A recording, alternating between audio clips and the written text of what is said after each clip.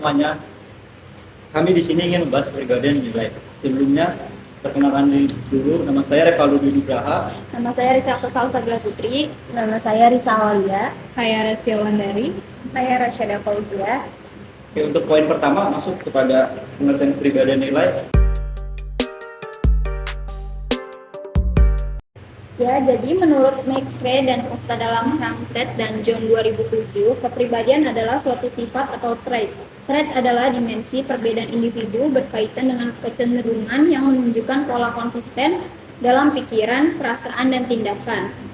Dan menurut Hasibuan 2014, kepribadian adalah serangkaian ciri yang relatif tetap dan sebagian besarnya dibentuk dari faktor keturunan, lingkungan, sosial, serta kebudayaan.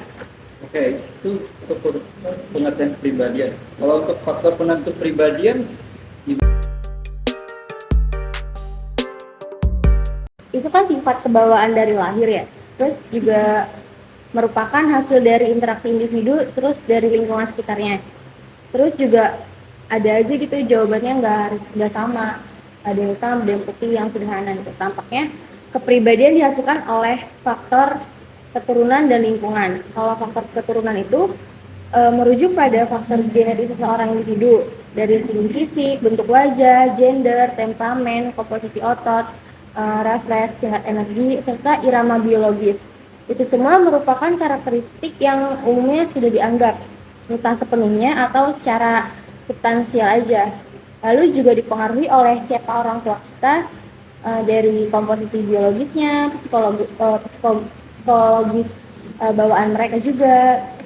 Nah, pendekatan keturunan ini ada yang berpendapat bahwa penjelasan pokok mengenai kepribadian seseorang itu adalah struktur molekul dari gen yang terdapat dari dalam kromosom seorang individu. Kalau misalnya dari faktor lingkungan, ini juga pengaruhnya cukup besar terhadap pembentukan karakter kita, di mana kita tumbuh dan dibesarkan dengan norma dalam keluarga, teman-teman, dan kelompok sosial. Juga dipengaruhi lain yang kita alami. Nah, faktor lingkungan ini memiliki peran dalam membentuk kepribadian kita. Sebagai contoh, misalnya budaya membentuk norma, sikap, dan nilai yang diwariskan dari satu generasi ke generasi berikutnya. Terus juga menghasilkan konsistensi seiring berjalannya waktu. oke, baik, cukup jelas ya.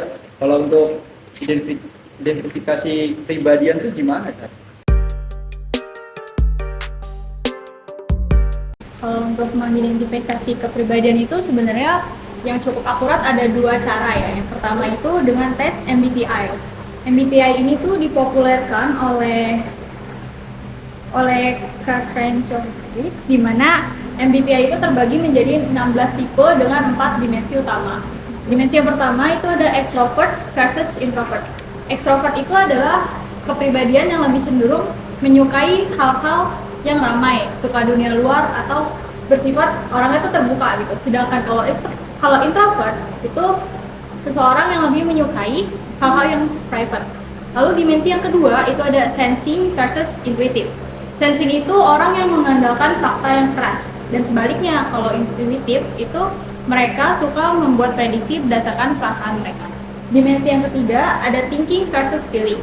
Thinking itu merupakan tipe orang yang menggunakan logika serta menganalisis sesuatu itu terlebih dahulu sebelum mengambil sebuah keputusan. Sedangkan yang feeling itu mereka cenderung untuk mengambil keputusan itu lebih menggunakan feeling atau perasaan. Lalu dimensi yang keempat ada judging versus perceiving, di mana judging itu merupakan tipe orang yang berorientasi pada rencana yang sistematis, jadi orangnya itu teratur. Sedangkan yang perceiving itu mereka lebih bertumpu pada kefleksibelan, terus juga bisa random dan juga suka melihat peluang yang ada. Nah, tadi kan MBTI. Cara yang kedua itu ada melalui model 5 besar.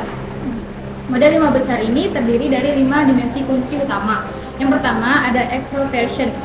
Itu adalah tingkat kenyamanan koneksi seseorang diperiksa di area ini.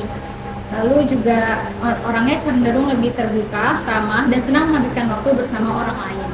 Lalu ada agreeableness, yaitu diisi oleh orang-orang yang memiliki kepribadian yang ramah, lembut hatinya, penolong, serta pemaaf. Lalu ada consistency, di mana itu terdiri dari orang yang memiliki ketahanan dan motivasi dalam mencapai tujuan. Ini tuh berlawanan dengan ketergantungan dan kecenderungan untuk menjadi malas dan lemah. Yang keempat ada emotional stability.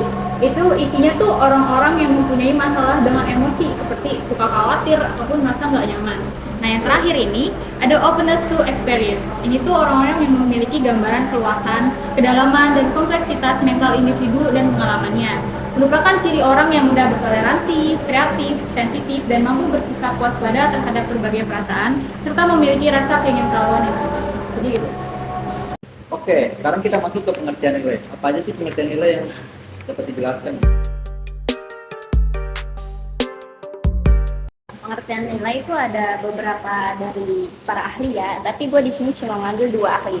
Kalau menurut Sigit, nilai ialah keyakinan yang bertahan lama mengenai suatu yang dianggap berharga, penting, mempunyai arti yang diinginkan dan diprioritaskan. Nah, terus kalau pengertian nilai menurut Robbins yaitu suatu modus perilaku atau keadaan akhir dari eksistensi yang khas lebih disukai secara pribadi atau sosial daripada suatu modus perilaku atau keadaan yang berlawanan. Kalau untuk tadi kan pengertian nilai, ada apa aja sih jenis-jenis nilai itu? Jadi ada seorang peneliti bernama Milton Routledge. Dia berpendapat bahwa kita dapat memisahkan nilai ke dalam 2 jenis, yaitu ada nilai terminal dan nilai instrumental.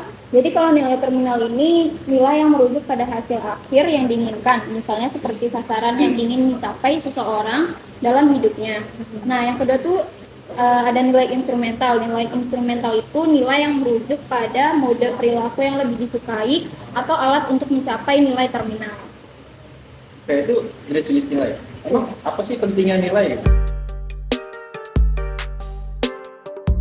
Arti pentingnya nilai ini sebagai dasar pemahaman dan motivasi setiap orang, nilai itu sangat penting untuk studi perilaku organisasi karena tidak mempengaruhi persepsi. Secara umum, keyakinan juga berdampak pada sikap dan perilaku. Sebagai contoh, sebuah perusahaan mungkin percaya bahwa menetapkan ketidakseimbangan ini berdasarkan kinerja pekerjaan adalah benar, sementara melakukan kesalahan berdasarkan senioritas.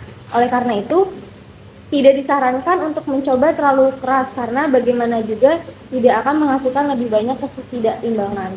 Jadi itu sih untuk arti penting nilai bagi perusahaan ya.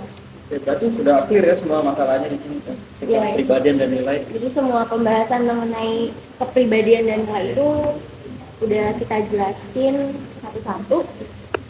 Mungkin itu aja kali ya. Oke, cukup sekian penjelasannya dan terima kasih.